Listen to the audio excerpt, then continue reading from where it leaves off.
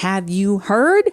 Biotech media is calling 2023 a banner year for ADCs, antibody drug conjugates. So we thought we should also be talking about it. Yes, they have been around for decades, but recent developments have helped shine a light on antibody drug conjugates. ADCs are what matter today on Discovery Matters.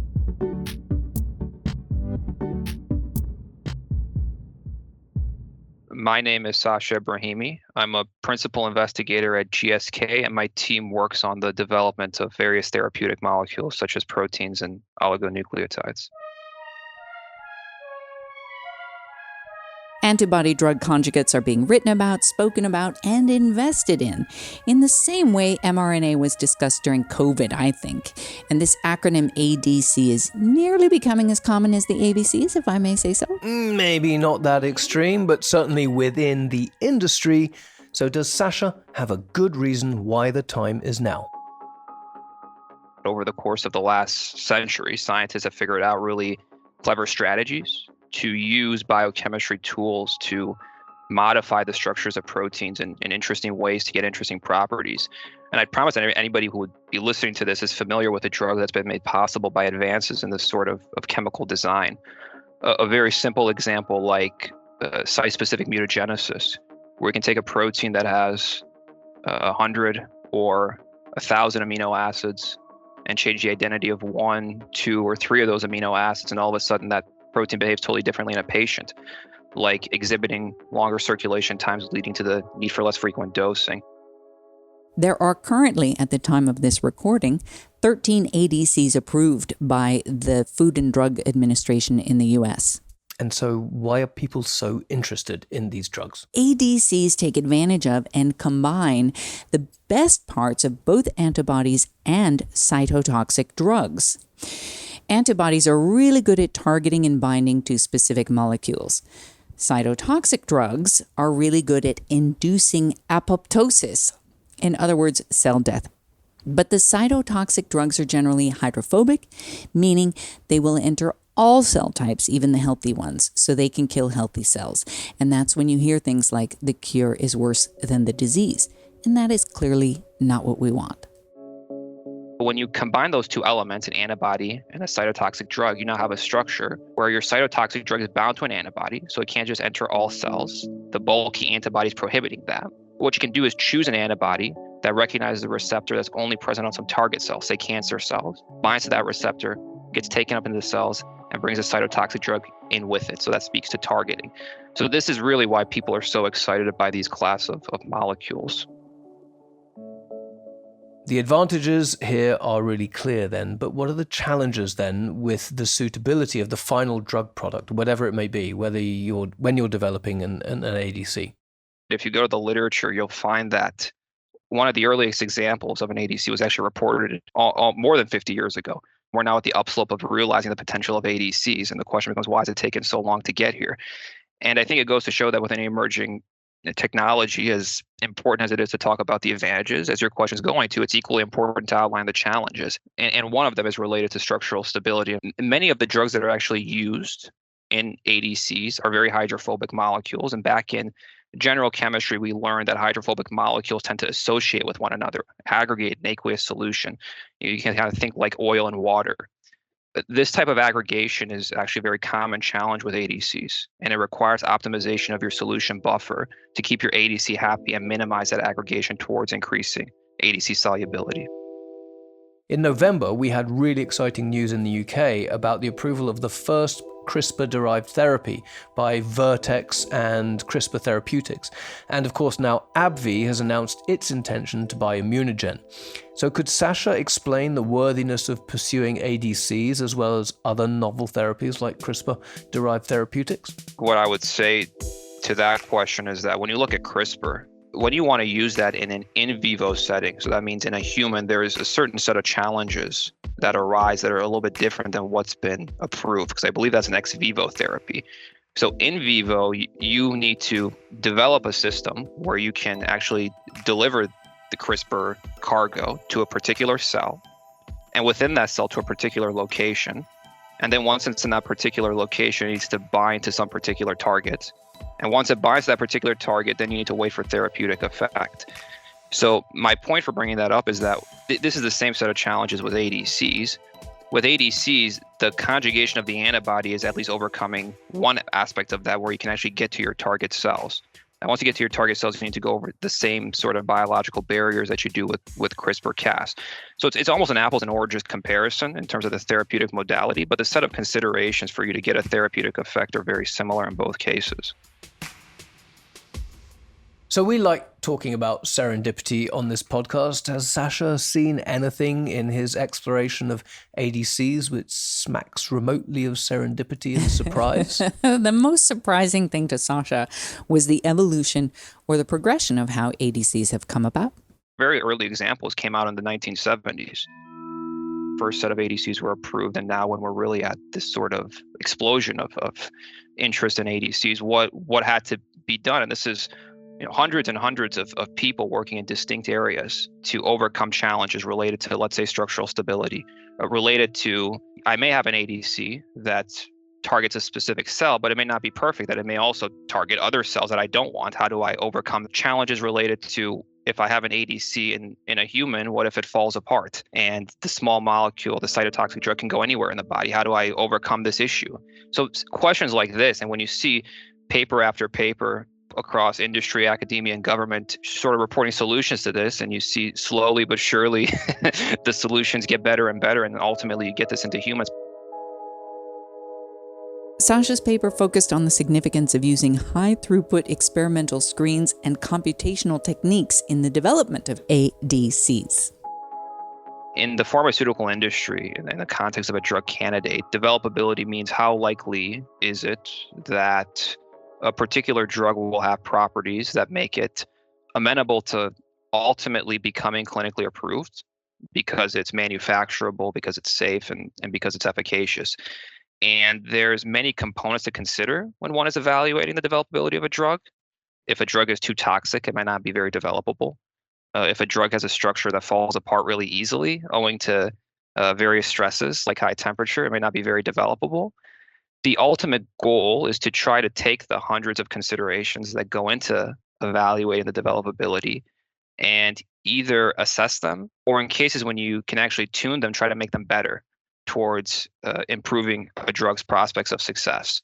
As a very basic example, that could mean that you need to study different doses of a drug, where you would balance having a high enough dose to get a therapeutic effect with a low enough dose where somebody doesn't want a toxicity. And Sasha's paper also looked at the structural stability components. In protein stability, there are two major subcategories: conformational stability and colloidal stability. Conformational stability speaks to the propensity for a protein molecule to fall apart or unfold. Certain things can accelerate that unfolding: high temperatures, low pH, and more. When it unfolds, it's no longer functional, which is not desirable. A colloidal stability, on the other hand, speaks to the propensity for a protein molecule to interact or associate with other protein molecules in solution. If it does associate with other proteins, then you can have emergence of protein aggregation, which is also undesirable. The ultimate goal is to optimize both of those stability parameters. And the two major ways of doing that are either one, directly engineering your protein structure, so making modifications to your protein structure, or two, optimizing the formulation that you have your protein in, meaning its liquid environment and those molecules that are in it. This investigation showed that through this sort of rational formulation design, you can take structures that are prone to aggregation and make them much more well-behaved. I'd say that the significance of the work is threefold. For ADCs that are similar to the one we studied in this paper, one could envision that our findings constitute a set of design rules for what formulation conditions can enhance the stability of one's ADC. And from a practical standpoint, as your question is going to, this could reduce the time needed for development from the order of months to the order of weeks. I do think it's important to acknowledge, though, that ADCs are a very diverse set of molecules, and small changes to the identity of the antibody or drug can lead to vastly different properties and turn vastly different design rules. The second area of significance for our work is that even in cases where you can't just copy and paste your formulation conditions, the experiments and computational workflow that we presented constitute a set of studies one can do for any ADC towards tuning and stability. The third point of significance is more a scientific one, to say that it's actually pretty remarkable that such subtle changes in formulation can transform structures prone to aggregation into ones with much more favorable properties. And when you kind of put those 3 points of significance together, you're ultimately taking steps towards enhancing the developability of ADCs, and doing so on timescales that are speeding things up 1 or 2 orders of magnitude from what's currently employed. So there must be applications for the use of ADCs in cancer and many other medical areas where it's difficult to find that kind of treatment.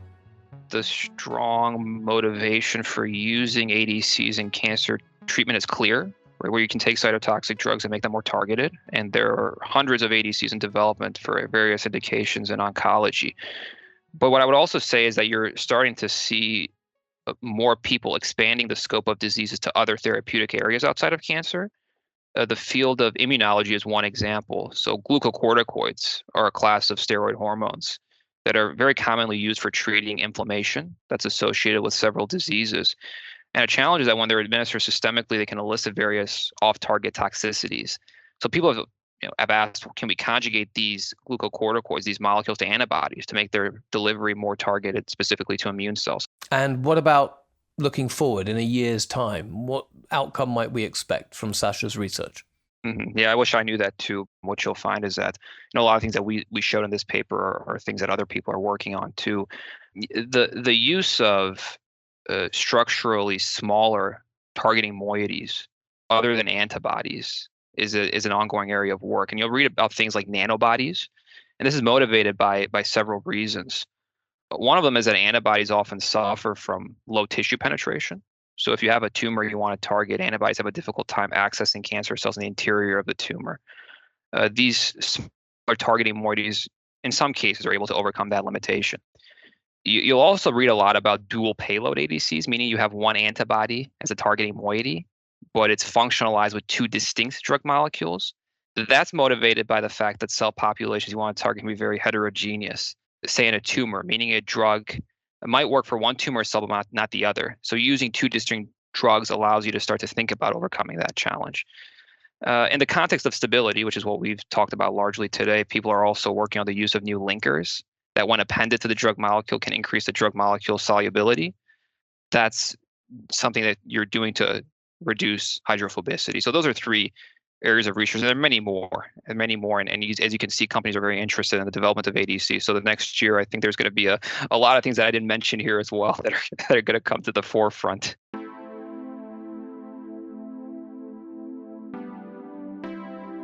So I am Paolo Tarantino. I'm a breast medical oncologist and research fellow at Dana-Farber Cancer Institute and Harvard Medical School.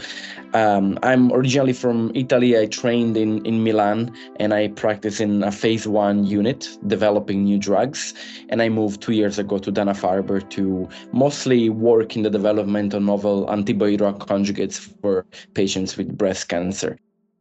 Paolo has an impressive CV, am I right? Yeah, dream career. So what got him into breast cancer oncology? People always lead other people.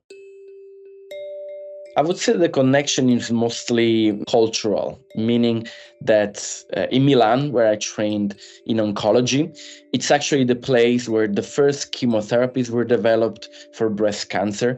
It's the place where anthracyclines were developed. It's the place where actually we realized that breast cancer could be cured in certain patients with systemic treatments, with the right dose of the right drug.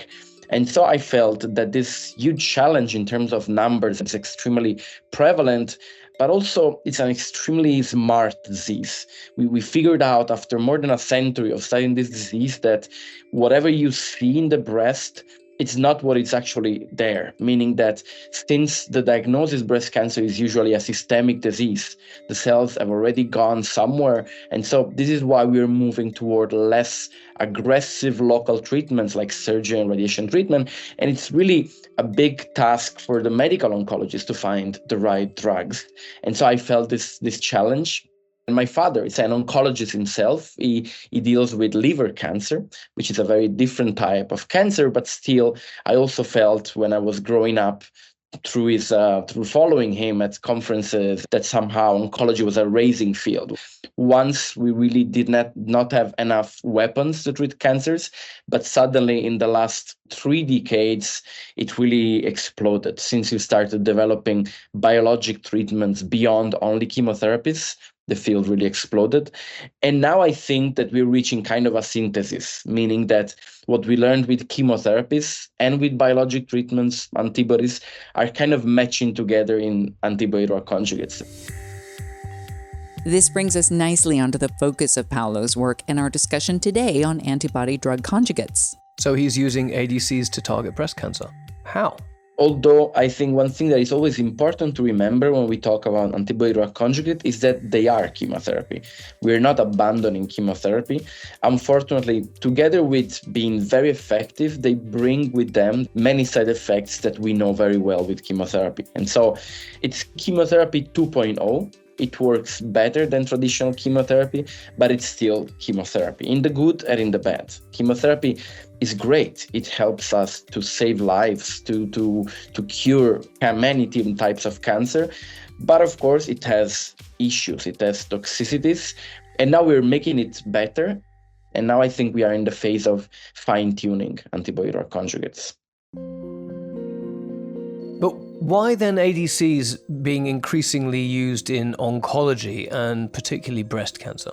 Well, the first ADC approved was in the year 2000 for leukemia. But with breast cancer, we have to focus on solid tumors. And the first ADC for a solid tumor was approved in 2013 for HER2-positive breast cancer, which was quite effective. Many phase 3 trials started to see if ADCs were better than chemotherapy in different settings. In pre-treated metastatic breast cancer, in untreated metastatic breast cancer, and now in early breast cancer. But as Paolo says, ADCs are a type of chemotherapy more active than the chemotherapy we tend to think of.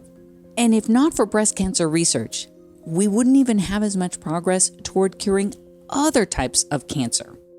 Other diseases learn from breast cancer. For instance, sacituzumab govitecan was first approved for breast cancer and then tested in urothelial cancer, so it was approved there. And now it's being tested for lung and other cancers.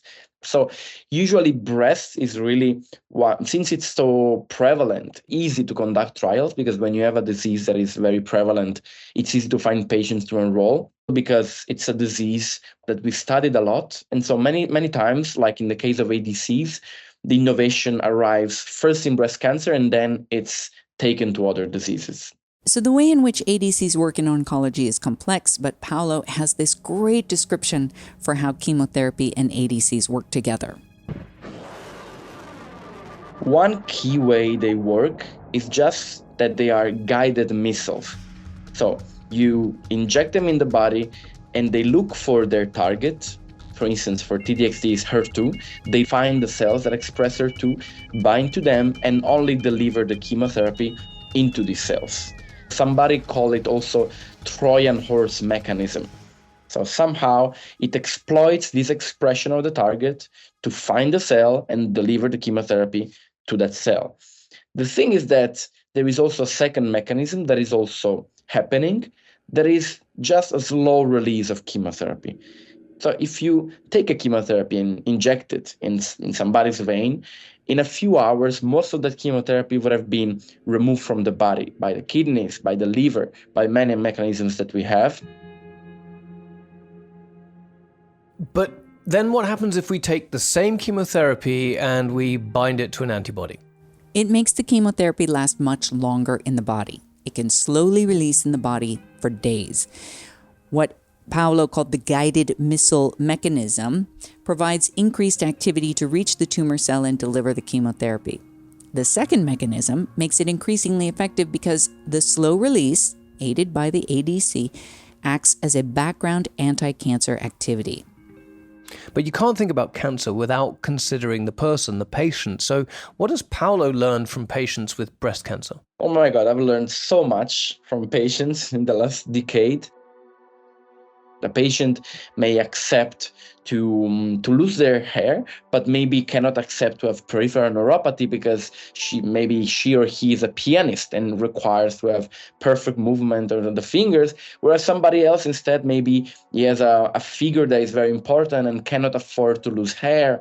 And this is why every drug that we use, of course, has got a different side effect profile, together with being more or less active. And it's important to discuss the activity data, but also mention the toxicities and find the right profile of both, of activity and toxicity for each patient at each time. Because the more drugs we develop, the more drugs are available, the more we can personalize the treatment. When we had only 2 or 3 chemotherapies, well, it was just a matter of sequence. First use taxanes and then anthracyclines, platinum, but now it's really much different. I do learn from each patient some aspect of this, and every experience is different. Of course, there are huge differences from in the early setting, early breast cancer, where you can think of a curative treatment, and this sometimes require intensive treatment, which also leads to a strong bond with the patient. But also in the metastatic setting, it's a much longer path. It lasts gladly for years, for many years now. And this means that, of course, you have to face different challenges along the years. But from each of these challenges, I think we both learn something, the patient and the physician. And it makes it a beautiful job, a complex job full of complexities, both scientifically and emotionally, but a beautiful job. It's always so wonderful to hear from doctors and anyone who works remotely in the healthcare field that everyone generally cares to make a real difference in the world. So Paolo's next steps are what? Well, he's working toward personalized medicine, but to do that, he needs to find one missing piece. The more drugs we have, the more antibody drug conjugates we have, the more we can personalize treatment. But there is one thing missing to really personalize treatment, and it's biomarkers. Biomarkers are just any feature that can allow you to understand which patient is expected to benefit more or less from a certain treatment. And so imagine in a few years, we may have 10 different antibody drug conjugates to treat the same disease. And at that point, of course, you can discuss the benefits, the side effects, but you would want also something that tells you which one of these 10 will be more effective. And I want to know it upfront. And to do that, you need biomarkers. You need to look at something either in the blood or in the tumor or in the patient that tells you this patient will likely benefit more from antibody drug conjugates A than antibody drug conjugate B. So for someone as optimistic and as passionate as Paolo, does he think at some point he will put down the books and see it as job done? Until there is at least one patient in the world with cancer, I think there is need for researching about cancer. And since cancer is very intrinsically connected with life, with aging, with what we do, with what we eat, with everything, I don't think that ending cancer is something that is going to happen very soon. I do hope one day that we're going to get there, but there's a lot of research needed before we get there. And I do want to do my part. I'm not sure that part will ever end. And this is why one problem of doctors, of medicine in general, is that you never stop, you never retire. But I do think that if I can learn something and teach something, because if you cannot do it anymore, you can still expand your efforts through other people, through new people. And so mentoring is just as important as learning and researching. I do think that the pace of advancement is unprecedented. We've never seen so many drugs so rapidly developed and approved. And so if I think of the last decade, a lot has happened. But if I think of the next decade, I think there's going to be many revolutions, one after the other. And this makes me really optimistic and kind of happy to be part of this. It truly is the golden age of cancer research. But as Paolo says, we have a ways to go. Right now, all of the antibody drug conjugates approved, and there are 8 approved for solid tumors, more than 10 for any cancer, they deliver chemotherapy. There are fancy ways to deliver chemotherapy that works better than chemotherapy. But now we're starting to think, can we deliver something else? And so there are already clinical trials with antibody drug conjugates that instead of delivering chemotherapy to tumor cells, deliver immunotherapies, deliver protein degraders, they deliver radioactive isotopes. And so we kind of are trying to export this paradigm, this idea, to deliver other things that could further expand the benefit of these drugs. And so the antibody drug conjugates that deliver chemotherapies are the ones that are kind of helping us to treat cancer now, today. But in the future, this is expanding and is more becoming an idea, a way to treat cancer in general. And so this is one of the ways that these developments will expand into something bigger, not only for cancer. There is also some idea to treat other diseases with this targeted way of delivering molecules. And so hopefully the idea in general will be impactful, not only in oncology, but across medicine.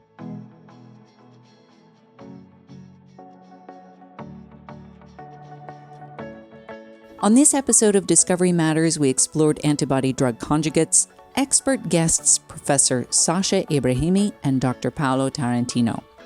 ADCs are attractive to researchers due to their ability to target specific cells with both the effectiveness of antibodies and the cytotoxic activity of drugs. ADCs could be tailored to the individual, and the potential implications for personalized cancer care would help improve the patient experience. So why don't we now move straight off the bat of that onto our Every Day is a School Day section. I'm going to start this week. Let's hear it. I have learned something extraordinary which makes me feel good about where I live. And we've learned that the relationship between green space exposure and the length of your telomeres, which is the very end of your DNA, correlates. So if you live in green spaces, your telomeres are longer. And if your telomeres are longer, it appears to show that you may live longer. So there you go. Living around green spaces has been possibly shown as a good predictor of longer lives. I love that. Speaking of green spaces, you and I are both dog owners and, dare I say, dog lovers. Can I call you a dog lover yet? No. Yeah, I love a dog, okay. Not all dogs. Okay. So there is this show on Australian TV that is available on YouTube, and it's called ABC WTFAQ. So what the FAQ? Mm-hmm. And they explored the question of, does your dog love you? Coincidentally, there is an article in New Scientist that asks the same question. Do you want to guess what the answer is? Do dogs feel love? Are we just projecting human emotions onto Scientists say that very thing. Yeah. I still don't. I still believe my dog loves me. Listen, we can believe anyone loves us as long as it makes us feel better. That's right. So I learned that scientists don't have any proof that dogs love us, but my dog still loves me. I'm sure of it. I'm sure it is. I'm sure my dog loves me, and not just the food that I give her. Yeah, that's right. Sure, and the walks and the balls, all of that. Yeah. Our producer is Bethany Armit Brewster, editing, mixing, and supervision by Banda Productions, music from Epidemic Sound. My name is Connor McKechnie. I'm Dodie Axelson. Please rate us on Spotify or whichever platform you use, and we'll be back soon with another episode of Discovery Matters.